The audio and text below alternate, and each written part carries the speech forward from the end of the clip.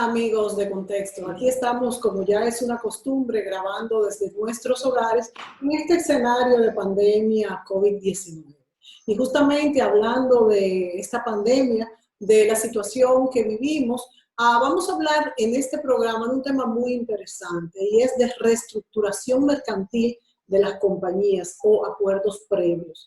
Sabemos que vivimos un momento tremendo, es un momento sanitario, de salud, es un momento donde todos tememos podernos contagiar y sobre todo, pues tenemos por los mayores o los que tienen condiciones previas. Pero también hay una parte muy importante y es la económica, que, bueno, es una consecuencia del apartado social, del distanciamiento social.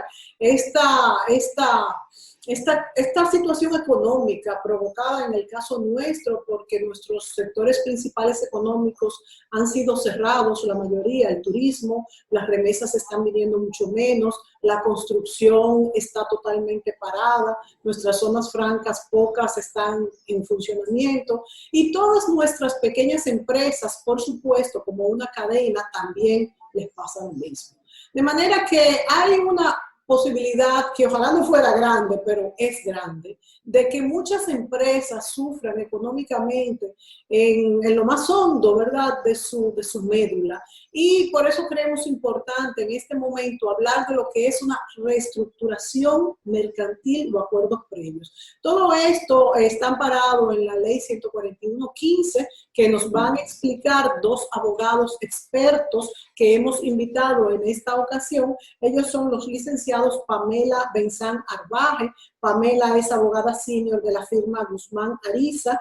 y Fabio Guzmán Saladín es socio corporativo de esa misma firma. Ellos son especialistas en derecho empresarial corporativo y en el área de reestructuración mercantil y liquidación judicial. Bueno, es un tema que a mí me interesó de entrada. Y yo digo, bueno, ¿cuál es la...? Primero, ¿existió alguna vez la ley de bancarrota que existe en los Estados Unidos? Tengo entendido que esta ley aquí, primero, que no se usaba y segundo, que no estaba muy clara y podía ser abusiva tanto para la empresa en bancarrota como para los deudos, para los acreedores. Si es esto cierto, ¿qué es una reestructuración mercantil? Comencemos con Pamela. Hola, muchas gracias primero, Mónica, por la invitación a nosotros como profesionales y a la firma Guzmán Ariza. Estamos muy felices de poder compartir contigo en el día de hoy, aunque sea a través de estos medios digitales. Definitivamente estamos de acuerdo contigo, no hay mejor momento para hablar de reestructuración mercantil y de acuerdos previos que este. Estamos seguros que ahora por la situación y las medidas de distanciamiento social ordenadas por el gobierno, se han producido evidentemente la clausura de muchos negocios, suspensión de sus operaciones y también se han disminuido las operaciones de muchas otras que aunque no cerradas, no tienen el mismo círculo de operaciones que tenían antes, con la disminución de la visita de clientelas y demás. Excepto por unos pequeños casos, por ejemplo, que todos sabemos, las farmacias, los supermercados, que por el contrario sí han aumentado sus operaciones. Retomando con la idea de lo que decía sobre la ley de bancarrota, nosotros antes de la ley 141.15 te contábamos con la ley de quiebra de 1956 y también por las disposiciones sobre la quiebra que estaban en el Código de Comercio. Estas leyes no regulaban la posibilidad de una reestructuración mercantil, que lo que persigue es que la empresa pueda reestructurar sus finanzas, reestructurar sus deudas y sus operaciones y de esa manera garantizar que la empresa siga operando y produciendo capital para poder hacer frente a sus distintas obligaciones ante los acreedores. Básicamente la ley de quiebra lo que aceptaba era que la empresa ya era totalmente insolvente, que no podía hacer frente a sus obligaciones y muchos acreedores lamentablemente sí quedaban fuera del proceso porque no estaba tan regulado como el proceso que tenemos ahora mismo. Muchas personas por desconocimiento quizás siguen hablando de la ley 141.15 como la ley de quiebra, como la nueva ley de quiebra, y realmente no lo es. Porque fuera de una quiebra, la ley de reestructuración mercantil lo que trata o garantiza es que las empresas realmente puedan reestructurarse o renegociar con sus acreedores sus deudas a través de un acuerdo previo sobre lo cual Fabio les va a abundar un poquito más adelante. Y en ese sentido son totalmente contrarias. Esta ley tiene unos principios rectores que garantizan la transparencia, la igualdad de los derechos de todos los acreedores en el proceso y también, algo muy importante, la celeridad, que es un proceso mucho más expedito para que pueda garantizar que efectivamente se pueda alcanzar esa añorada mantenimiento de la empresa y también el cumplimiento para los acreedores. Dos preguntas, Pamela. Quiero saber si la antigua ley de bancarrota contemplaba una reestructuración de la empresa, que la empresa siguiera trabajando. Y una segunda pregunta, si esta ley de reestructuración aplica a cualquier compañía, por ejemplo, a un restaurante, que ahora vemos que son de los más afectados, o sea, afecta a empresas que se dediquen al comercio y también a dar servicios. Sí. En principio, la primera pregunta, la ley de quiebra no regulaba esta parte. La ley de quiebra no regulaba la posibilidad de reestructuración mercantil, lo que sí hace ahora esta nueva ley.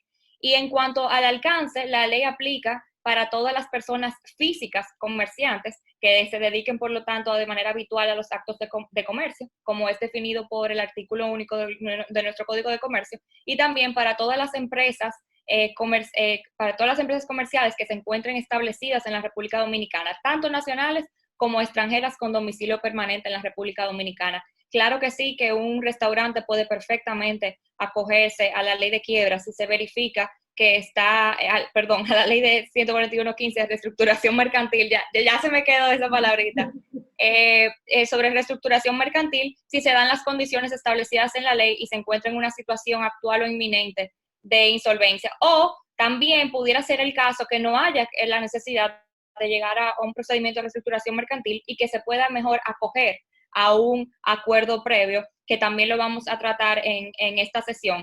El objetivo de nosotros con este conversatorio es invitar a las empresas básicamente a estudiar la viabilidad de estos procesos desde ahora, para no dejarlo ya para el último momento, cuando ya no sea posible realmente lograr una reestructuración. Bueno, y entonces yo le pregunto a Fabio Guzmán Saladín. Fabio, ¿quién es el que toma el primer paso y cómo se toma este primer paso? Si es la empresa que se ve afectada por una situación económica o son los acreedores. ¿Y cómo? ¿A quién se dirige? ¿A abogados como ustedes? ¿Al gobierno? ¿Quiénes son los actores en este proceso? Bueno, muchas gracias primero por esta invitación. Estamos honrados de estar acá y muchas gracias, Pamela, por esa excelente introducción a lo que es la ley, a lo que es la ley de reestructuración. La reestructuración, la solicitud de reestructuración la pueden hacer tanto los acreedores como lo puede hacer el deudor. Hay una serie de causales que la ley en su artículo 29 indica que se deben cumplir para que se considere que una empresa está en insolvencia. Por ejemplo, que esté en incumplimiento por más de 90 días de una obligación de pago, que los pasivos corrientes excedan los activos corrientes por más de 6 meses, que haya un incumplimiento de pago de la DGI por 6 cuotas fiscales o más, que hay una falta de pago en menos de 2 salarios de manera consecutiva. En fin, el artículo 29 tiene una lista de condiciones que la empresa debe cumplir, ya sea para someter la solicitud de reestructuración o para que los acreedores utilicen una de esas condiciones para solicitar la reestructuración de deudor. Ahora, lo que nosotros entendemos más conveniente, dado el contexto que usted muy bien planteó desde el inicio y Pamela continuó conversando, es que estamos ante una posibilidad, una oportunidad que tienen las empresas hoy en día por las restricciones económicas que ha causado la pandemia e incluso más aún por aquellas medidas de flexibilidad que el gobierno ha tomado tanto en el índole fiscal como en el índole laboral como en el monetario financiero, de analizar la viabilidad de sus empresas, la viabilidad financiera de sus empresas y la información financiera contable de su negocio para poder acogerse a esta ley, porque en nuestra experiencia hasta ahora, que hemos tenido experiencia de deudores que solicitan reestructuración como de acreedores que persiguen la reestructuración de empresas, siempre se ha hecho de forma extemporánea, es decir, no se ha hecho a tiempo. Y ese para nosotros ha sido la razón principal del fracaso de todos los procesos hasta el momento. O sea, se han ido a la quiebra al fin, no han podido reestructurarse como es el objetivo. Bueno, ahora mismo hay 8 procesos activos. Hay más que han solicitado, pero de los 8 procesos que están actualmente en una de las etapas procesales que la ley establece. Y de esos 8 procesos, solamente 3 están en reestructuración. Los demás ya se han ido a liquidación. Y de esos 3, todavía no hay una certeza de qué va a pasar, claro está, pero de esos 3 entendemos que por lo menos 2 de ellos tienen una muy grande posibilidad de reestructuración, y el otro, que es bastante reciente, es muy temprano para decirlo, porque incluso ese particularmente no estuvo muy bien fundamentada la solicitud, y cuando uno como técnico, ¿verdad?, en el área, cuando verifica que una solicitud no está muy bien fundamentada, significa que no hubo mucha preparación de antemano, sino que están tratando de utilizar la ley como escudo, que nosotros entendemos que si bien es una de las características, una de las ventajas que tiene la ley, que le da un escudo al deudor, ¿verdad?, que se someta a reestructuración, a que las acciones judiciales de ejecución se suspenden cuando este está en reestructuración. Ese no es el objetivo principal. El objetivo principal es el mantenimiento de la empresa, porque la ley te da ese escudo para que tú mantengas la empresa, pero principalmente para que tú también hagas frente a tus responsabilidades frente a tus acreedores. Sí, por supuesto, que no sufran ni los acreedores ni la empresa en sí. En la experiencia de ustedes, Pamela, Fabio, ¿cuál ha sido el detonante de que estas empresas no se puedan reestructurar? El tiempo, que fueron tarde, y me imagino que también les faltó una asesoría económica. Tan importante debe ser, yo que no conozco a fondo este proceso, lo que es el acompañamiento de ustedes como abogados, conocedores de todos los mecanismos que se pueden utilizar para hacer una u otra cosa, como el del asesor económico, ¿verdad? ¿Cómo se hace esto?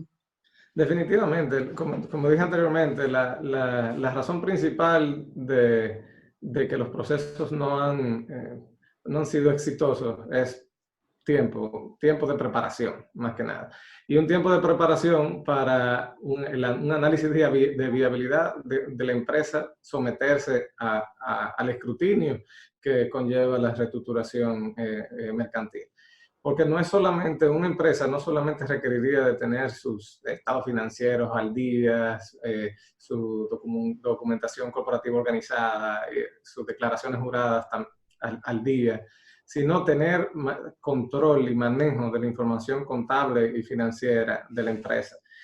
Manejo significa conocimiento, conocimiento de la operación, saber incluso términos tan sencillos como cuál es mi punto de equilibrio, cuánto tengo yo que facturar para yo poder afrontar mis costos de operación y mis gastos fijos y administrativos, cuál es el margen bruto de mi empresa.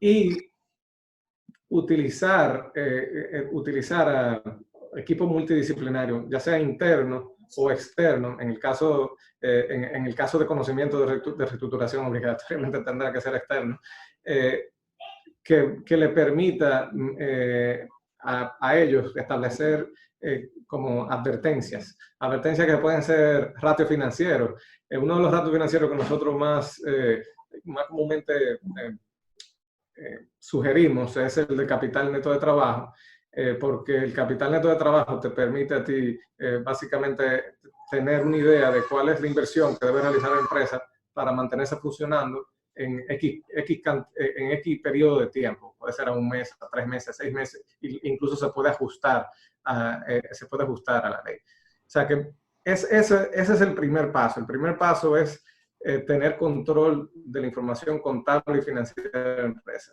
El segundo paso sería tener control de las operaciones desde el punto de vista de cuáles son mis suplidores. O sea, cómo funciona el proceso los procesos dentro de mi empresa, los procesos de facturación, el ciclo de facturación en mi empresa. ¿Con cuál suplidor sería para mí esencial para yo poder producir el servicio o el producto final? Y ahí la ley te da varias opciones incluso de clasificar los acreedores.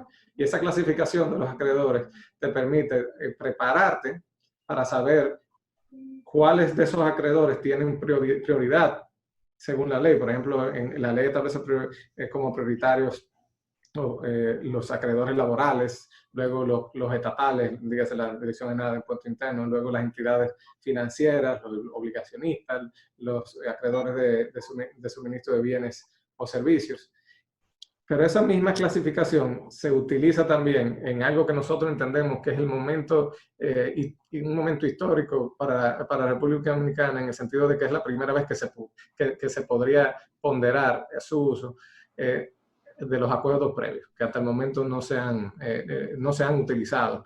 No se han utilizado hasta ahora los acuerdos previos. No ¿Y cuál es la diferencia entonces de un acuerdo previo y una reestructuración mercantil? O sea, esto es cuando todavía la empresa no está tan mal.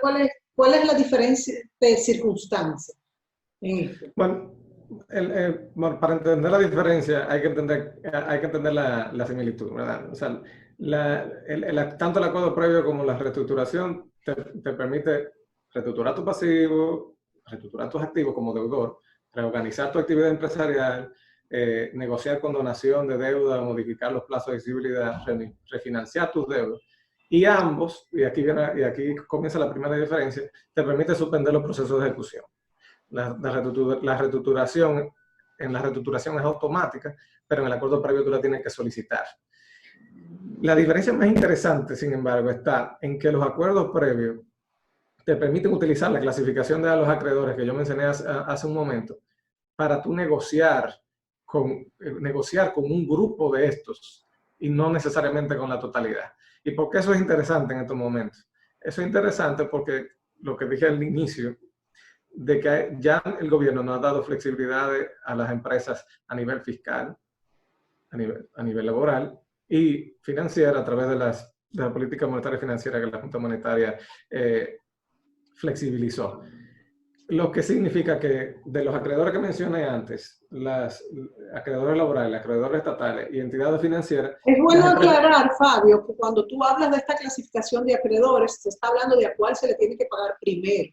Tú dices que primero es así, ¿no? Que primero a los empleados lo laboral, segundo al gobierno. Explica un poquito esto. Bueno, son dos cosas diferentes, porque una cosa es lo que la ley denomina como prelación del orden de los créditos, el orden en que se debe pagar, y otra cosa es la clasificación de los acreedores. La clasificación de los acreedores te da el orden, pero la clasificación de los acreedores también lo que te permite es tú poder estructurar o trazar estrategias de negociación de acuerdos previos. Porque en los acuerdos previos, el objetivo es, ya sea con la totalidad de los acreedores o con una clase, una de las clases de los acreedores, tú obtener el 60% del total de esa creencia de esa clase que aprueben tu acuerdo. Claro, tú no puedes obligar a los otros. Tú puedes obligar al 40% restante, pero la clasificación que tú no incluiste en el acuerdo previo no la puedes obligar. Pero teniendo esta flexibilidad que mencioné anteriormente, fiscales, laborales y financieras, uno puede trazar una estrategia en que se manejen las obligaciones que tú tienes, por ejemplo, con tus suplidores, con los que te suministran los bienes, y las obligaciones con estos otros tres tipos de acreedores. En el caso de las facilidades que se están dando ahora mismo, que tú has mencionado, Fabio, por ejemplo, las fiscales, es que no tengo que pagar el anticipo, por ejemplo, pero todo lo otro sí lo tengo que pagar. Y no tengo que pagar, no me va a cortar la línea de créditos en los bancos si no pago las cuotas, pero sí voy a tener la recarga y la mora. O sea que el que nos oye, que tampoco piense que es que se puede descuidar en absoluto. No, totalmente. El asunto es si lo pensamos desde un punto de vista del manejo de proyectos, ¿verdad? Del manejo del proyecto de la reestructuración, utilizando un diagrama Gantt, que es básicamente utilizando los tiempos. O sea, bueno, tengo hasta tal fecha para pagar mi anticipo, para hacer mi declaración y pagar mi impuesto sobre la renta, ¿verdad? Tengo hasta tal fecha para pagar la línea de crédito que debo X. Entonces, ¿hasta cuándo tengo para entonces negociar con los demás? Es más que nada trazar estrategias utilizando esa facilidad. E iba a decir, para concluir tal vez con las diferencias, que otra diferencia muy importante es que en los acuerdos previos, el deudor que negocia ese acuerdo previo puede escoger su conciliador. Que si no fuera así, tendría que, o sea, tiene que ser de la terna de Fedocámara, pero puede escoger una persona que entienda, que tiene un conocimiento de eso. Externo, que no tenga nada que ver con Fedocámara. No, que tenga conocimiento de la actividad comercial. Porque siempre va a ser el conciliador, va a ser de Fedocámara. ¿Y cuál es nos vamos a ir a la pausa, pero para hablar de cuál es la función específicamente de esos actores que tienen que ver en este proceso? Nos vamos a la pausa y volvemos.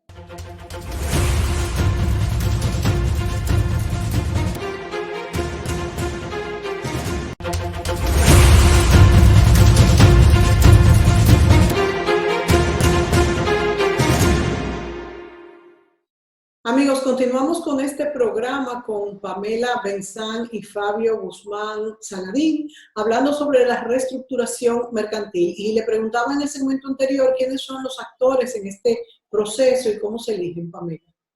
Okay. En este proceso hay varios actores, algunos que son designados por la ley, otros que son elegidos de manera voluntaria por las partes. En este caso tenemos obviamente los profesionales que se involucran en el proceso, que son los asesores legales y los contables y financieros.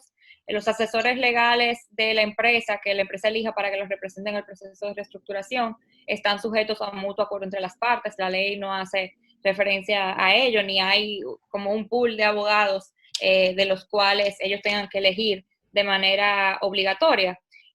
Lo mismo pasa también con los contables y los asesores financieros y de negocios, que usualmente tienen que participar en este tipo de procesos. Después de eso están los funcionarios.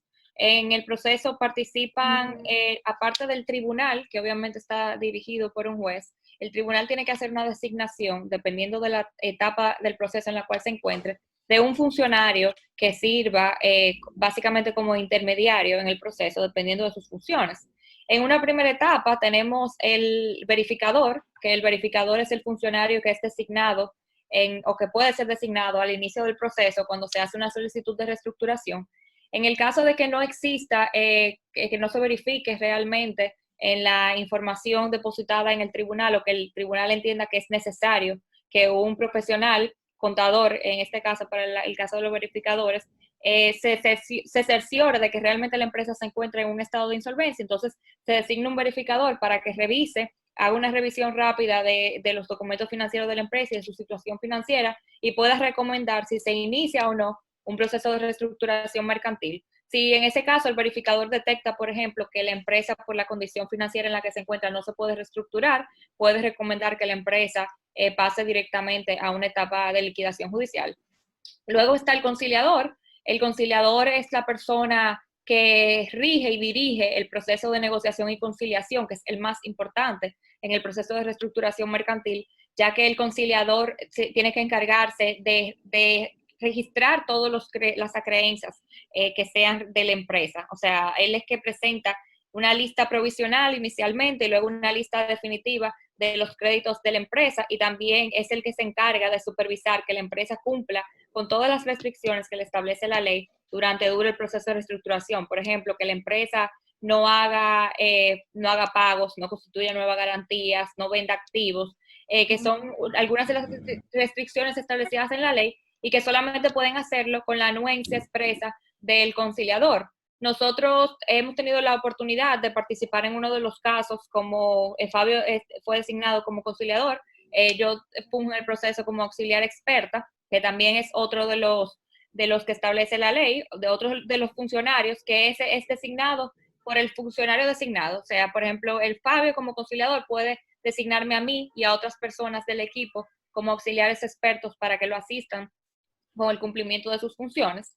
Y en ese caso, por ejemplo, que Fabio estaba, él estableció algunos límites a la empresa y también ciertos controles, por ejemplo, que le tiene que enviar los estados financieros, que le tiene que enviar los estados bancarios de manera mensual, que tiene que solicitarle siempre, aún para el pago de sus suplidores esenciales, que sí se mantienen y son permitidos durante el proceso de reestructuración, tiene que pedirle su autorización cuando esos pagos excedan cierta cantidad. Y de esa manera se mantiene el control y nos aseguramos de que realmente la empresa esté cumpliendo con las restricciones de la ley. Y ya por último está el liquidador judicial, que solamente es designado en el caso de que la empresa no pueda reestructurarse, tenga que irse a una liquidación judicial, y con la salvedad de que en el caso de la liquidación judicial, el liquidador básicamente toma control de la empresa, porque la empresa pierde el derecho de los administradores, ya no son administradores de la empresa, el liquidador es quien asume el control de la empresa y se encarga de completar el proceso de revisión de la lista que se supone que ya el conciliador debe haber presentado al tribunal e iniciar un plan de liquidación, tomando en cuenta los activos que están registrados en la empresa y que pudieran venderse, por ejemplo, como una de las posibilidades que se tienen para obtener capital y poder pagarle con eso a todos los acreedores de la empresa. Según ustedes han explicado, Pamela, tengo entendido que entonces muchas veces los acreedores son los que los llaman a las personas a hacer la reestructuración mercantil porque la empresa no lo hizo a tiempo, y esto es una de las causas por la cual esta empresa puede irse a la quiebra. Lo ideal sería que no fuesen los acreedores, sino la misma empresa quien llamara, ¿verdad? Sí, bueno, realmente la ley hace una diferenciación. El proceso de reestructuración mercantil sí puede ser iniciado tanto por la empresa deudora como por los acreedores, pero no por cualquier acreedor. Puede ser iniciado por un acreedor que tenga una acreencia mayor a 50 salarios mínimos, y en el caso de que se encuentre en un proceso abreviado de reestructuración mercantil, que solamente aplica cuando la empresa, su acreencia total no supera los 10 millones de pesos, entonces en ese caso se lo puede iniciar un deudor que tenga una creencia mayor a 15 salarios mínimos. Por el contrario, la liquidación judicial solamente puede ser solicitada por la empresa, por la propia empresa, o sea, por el deudor. Hay algunos casos en que ante esta imposibilidad de no solicitar la liquidación judicial, aunque la empresa no puede reestructurarse, por ejemplo, algún deudor ha hecho, ya lo hemos visto de hecho en la práctica, un deudor solicitó la reestructuración de la empresa, el verificador se dio cuenta de que realmente la empresa el conciliador se dio cuenta de que realmente la empresa no había manera de que se reestructurara porque el pasivo era demasiado grande en comparación con el activo que tenía y recomendó su liquidación judicial. Entonces, al final, el deudor logró su cometido, que era que la empresa se liquidara. Sí. Pamela, dime cuáles son las ventajas de este proceso y si hay unas instituciones desde el Estado que rigen en todo el proceso. ¿Cuáles son? Voy a empezar por la segunda pregunta primero. No hay una institución del Estado per se que rige el proceso, sino que son los tribunales. Hay una unidad especializada creada por la ley de 141.15, que fueron los tribunales de reestructuración mercantil y liquidación judicial, que son designados de primera instancia, y también una corte de apelación especializada de reestructuración mercantil. Actualmente tenemos una funcionando en Santo Domingo, en el Distrito Nacional, y tenemos otras funcionando en el Departamento Judicial de Santiago. Dependiendo de la territorialidad de la empresa, del domicilio de la empresa, va a caer la competencia del tribunal en uno o en otro. En cuanto a las ventajas del proceso de reestructuración, ya Fabio ha abordado algunas, yo también al inicio del proceso, pero nosotros hemos elaborado de manera puntual cuáles creemos que son las ventajas que más resaltan a favor del deudor y también a favor de los acreedores. Y el primero, que es de hecho el objetivo principal de esta ley, es el mantenimiento de la operación y la administración de la empresa. Para que la empresa pueda mantenerse en operación y que de esta manera pueda seguir generando capital para poder hacer frente a las obligaciones con sus acreedores, la ley dispone ciertas facilidades a favor de la empresa deudora que se someta a un proceso de reestructuración. Entre estas facilidades están la prohibición de suspensión de servicios públicos, lo que significa que durante el proceso de reestructuración no le van a poder cortar los servicios públicos esenciales, por ejemplo, agua, electricidad, recogida de basura, que pudieran tener pagos atrasados. Se le notifica y entonces se le notifica a esta empresa. Exactamente. No pueden suspenderlo por un mandato de la ley que es de orden público y no puede ser, por lo tanto, derogado por particulares.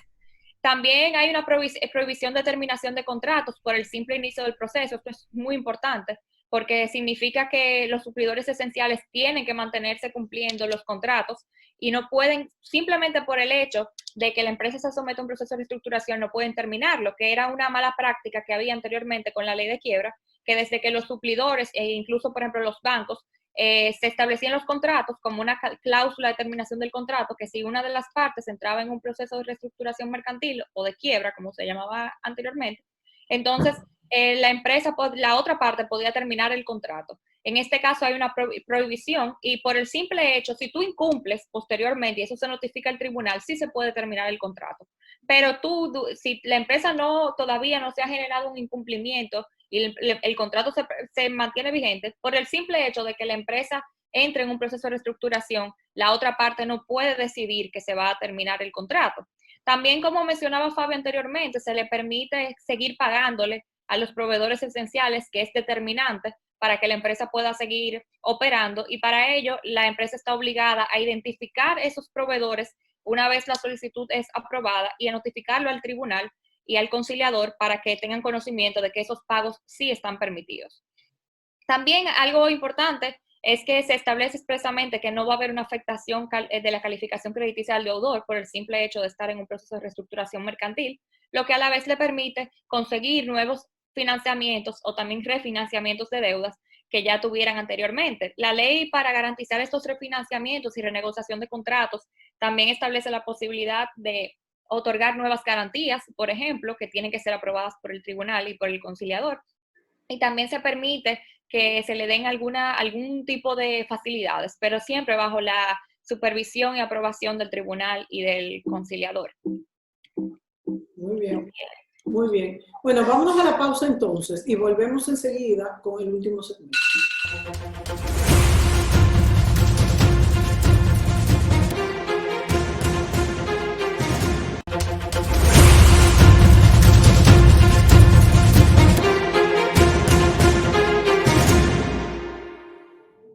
Continuamos este programa sobre reestructuración mercantil de las empresas en este momento que muchas sabemos que tienen dificultades. Pamela nos hablaba de las ventajas de este proceso y luego quisiéramos saber un poco de las estadísticas.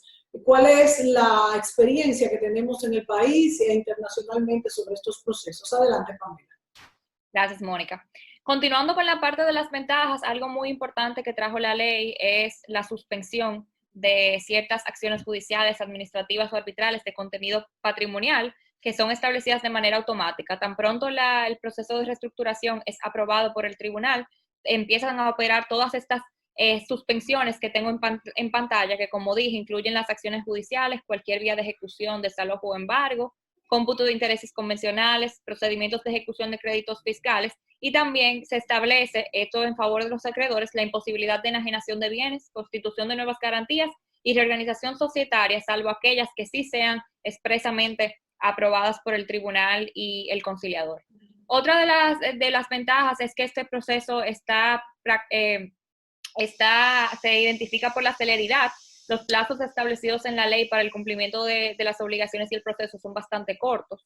Si nosotros verificamos todos los plazos que se otorgan en la ley, un proceso de reestructuración hasta llegar a un plan de reestructuración que no tenga, por ejemplo, mayores incidentes, recursos de decisiones, debiera de durar entre 6 y 8 meses, que es un plazo relativamente corto si lo comparamos con cualquier otro proceso que se pueda conocer ante las vías ordinarias, incluso una simple acción en cobro que se pudiera desarrollar. Lo otro es el concurso de acreedores y concentración de procesos, que va unido también a la parte de unidad jurisdiccional que mencionaba al principio.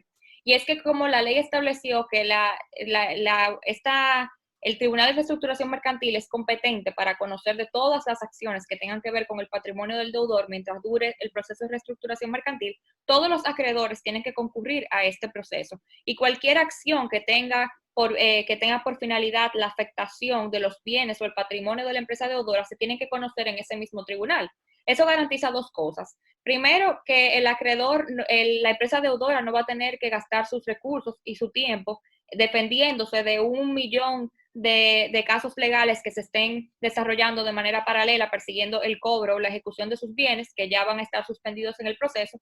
Y segundo, que todas las partes envueltas en el proceso de reestructuración, es decir, tanto la empresa deudora como también los acreedores, tengan conocimiento de qué está pasando con la empresa, cuál es su situación y de qué manera se está desarrollando el proceso de reestructuración. Que eso a su vez va con otra ventaja, que es que el proceso se desarrolla en un marco de transparencia e igualdad. Salvo por los derechos de preferencia de pago que tienen los acreedores, dependiendo el tipo de acreencia que tengan, o sea, si es una creencia quirografaria privilegiada o una creencia garantizada, todos los acreedores tienen los mismos derechos en el proceso. ¿Qué hace que sean estos acreedores merecedores de tratos distintos? Que tienen garantías. Por ejemplo, un acreedor que tenga una garantía sobre un bien específico del inmueble tiene una preferencia. Si en el proceso de reestructuración mercantil se decide, por ejemplo, vender ese bien que está afectado en esa garantía, ese acreedor tiene que dar su anuencia para que se venda y va a ser el primero en cobrar de esa venta de ese bien, que eso es evidentemente algo muy importante porque todos esos acreedores que tienen una garantía usualmente es porque tienen una creencia mucho mayor. Por ejemplo, los bancos otorgan créditos dependiendo de los montos, ellos evalúan las garantías. Imagínate que se encuentren en un proceso donde no se respeten esas garantías. Pero fuera de eso, todas las partes tienen los mismos derechos de participar en el proceso, que eso es algo muy importante, porque lo que pasaba anteriormente era que los primeros, Fabio mencionaba ayer, hablando entre nosotros, una expresión dominicana que es la garata con puño, la que tú decías, Fabio, ¿verdad? Que el que llega primero lo coge todo, ¿no? el que llegue Sí, primero lo coge catarata. todo. Ajá, entonces eso es lo que nosotros, lo que se evita con este proceso de reestructuración, que no sea que solamente los que lleguen primero o los que tengan más fuerza puedan beneficiarse de la ley y por lo tanto cobrar sus rentas, sino de que todos los acreedores puedan beneficiarse y puedan tener la protección de sus derechos, incluyendo, por ejemplo, uno de los acreedores más débiles, que son los trabajadores, que usualmente no tienen el mismo poder económico, por ejemplo, para contratar un buen abogado y hacer todo el proceso, pero en este caso están sus derechos totalmente garantizados. De hecho, son el acreedor número uno en las reglas de pago del proceso de reestructuración. Otra de las garantías, y que esto es ya para los acreedores, es que este proceso se desarrolla bajo una estricta supervisión tanto del tribunal como el conciliador. Como mencionaba anteriormente, los conciliadores pueden establecer mecanismos de control para que la empresa realmente cumpla con las restricciones que establece la ley y que de esta manera durante el proceso puedan realmente reestructurarse. Muy brevemente, entonces, Pamela, me gustaría hablar un poco de estadísticas y requisitos para ser merecedores de poderse acoger a esto, porque ya nos quedan poquitos minutos. Ok, en la parte de estadísticas, lo más importante a resaltar es que actualmente hay solamente 8 procesos vigentes. Esto no significa que hayan sido los únicos procesos que hayan intentado acogerse, sino que muchas de las solicitudes que se intentaron acogerse al proceso fueron desestimadas porque no cumplían con los requisitos, no se preocuparon, por ejemplo, de presentar todos los documentos que establece la ley como soporte. De esos 8 casos, nosotros tenemos una participación activa en 6. En algunos presentamos a la empresa deudora, en otros presentamos a los acreedores con acreencias más importantes, y en uno, incluso Fabio, como dije anteriormente, figura como conciliador y yo como auxiliar experta. De esos 8 expedientes, hay 5 que actualmente se encuentran en etapa de liquidación judicial y solamente 3 continúan todavía en proceso de reestructuración. De esos 5 que están en liquidación judicial, 4 solamente los procesos fueron iniciados por los propios deudores, mientras que uno fue iniciado por el propio deudor desde el principio como una liquidación judicial, mientras que los otros 4 fueron solicitudes de reestructuración que por las distintas causas que hemos estado conversando terminaron en un proceso de liquidación judicial, es decir, que no cumplieron su cometido. De los casos en reestructuración, hay 6 que iniciaron por solicitudes de la propia empresa deudora y 2 que iniciaron por solicitudes de acreedores. También solamente hay 2 que se están conociendo en Santiago, los otros 6 están en Santiago.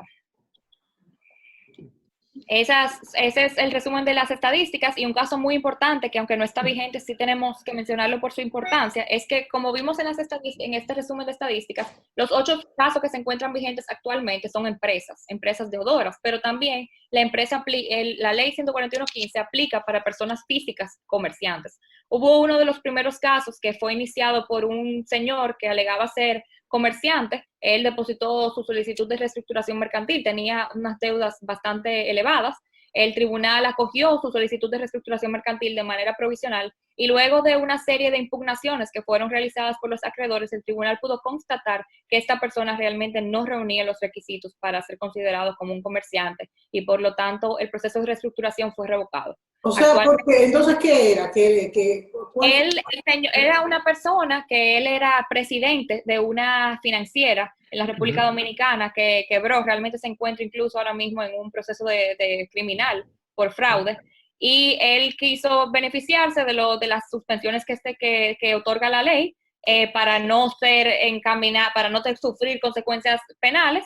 Y obviamente se dieron cuenta que él no era comerciante, sino que él representaba a una empresa. Y por lo tanto, si había alguien que podía beneficiarse del proceso, era la propia empresa y no él como persona física, pero él había firmado los documentos a título personal. Entonces, ahí pudiéramos durar horas hablando, porque realmente es un proceso bastante complejo, y que, como dije, actualmente se encuentra en una fase de criminal, porque lo están acusando por fraude y lavado de activos también. Bueno, ¿algún otro requisito, Fabio, para poder accesar a este proceso? Más que requisito, nosotros, aunque lo establecemos como requisito, diríamos que son las conclusiones de esta intervención, ¿verdad?, sobre la reestructuración y los acuerdos previos, de cómo puede una empresa asegurar que su proceso tenga éxito. Que comenzó con lo propio que comenté anteriormente, de conocer la situación económica y financiera de la empresa al dedillo, de conocer cuáles son los objetivos de la empresa, porque, por ejemplo, una de las formas de reestructuración es la desinversión. Algunas veces las empresas crecen expandiendo su actividad empresarial a otras áreas diferentes a las que originalmente comenzaron, y puede venir una reestructuración con una desinversión de las áreas que no son las áreas económicas principales o de la actividad económica principal de la empresa. También es tener una documentación legal, contable, fiscal organizada. Eso es un requisito esencial para que una empresa pueda tener el tiempo suficiente para solicitar la reestructuración mercantil y tener éxito. Un equipo multidisciplinario legal con conocimientos financieros. Un buen litigante lo puede utilizar en el proceso de reestructuración, ya más que nada en la parte procesal, ¿verdad?, en la parte que involucra el tribunal. Pero la característica que tiene la reestructuración mercantil en nuestro país es que el tribunal funge como de una forma de árbitro o de interpretador de la ley. Pero la realidad es que quienes tienen el control del proceso son la empresa deudora y los funcionarios.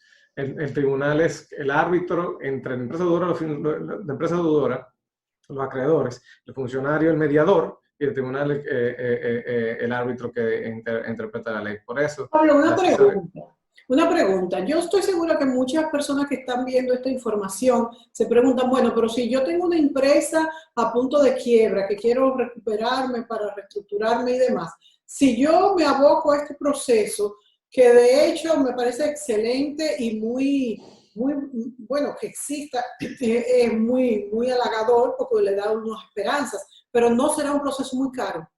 No hay muchos involucrados.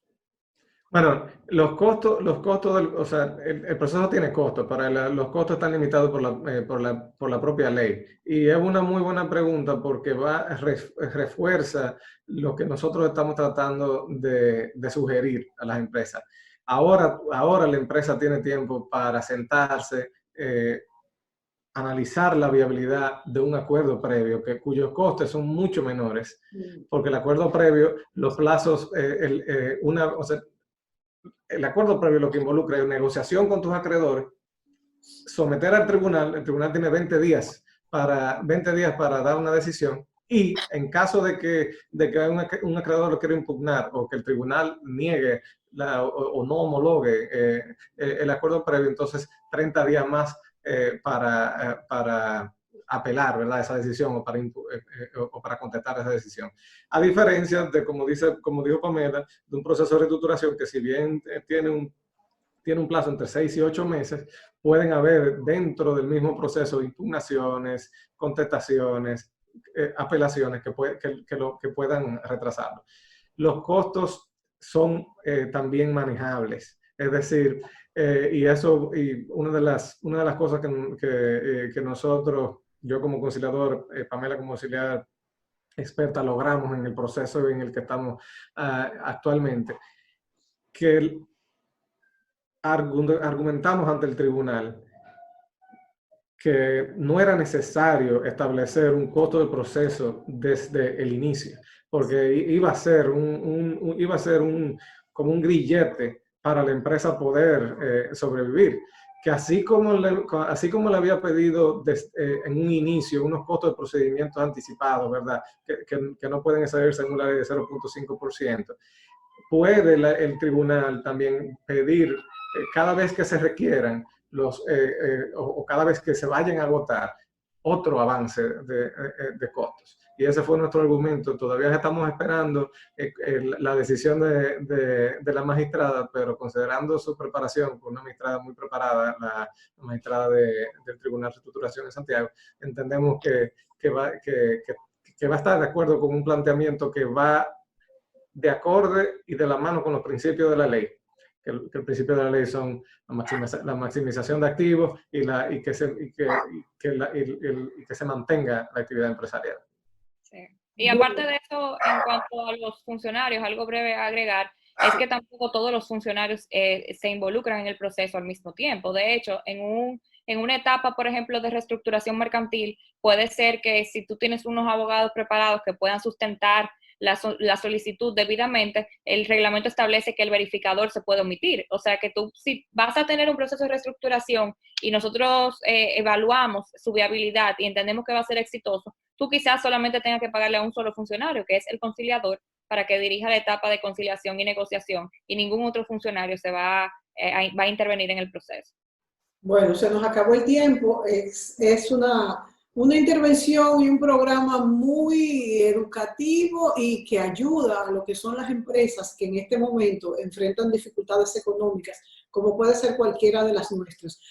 De hecho, y les digo, puede ser que ya usted vislumbre que esto puede pasar y todavía no sepa si va a tener que acogerse a un acuerdo previo, a una reestructuración mercantil. Pero es bueno tener esto como una herramienta en la mano y saber a quién dirigirnos incluso para que nos asesore en este sentido. Gracias a Pamela Benzán y a Fabio Guzmán por explicarnos este tema, y a ustedes, amigos, por el favor de su audiencia. Nos vemos la próxima entrega. Muchas gracias. Bye, muchas gracias. Hasta luego, Mónica.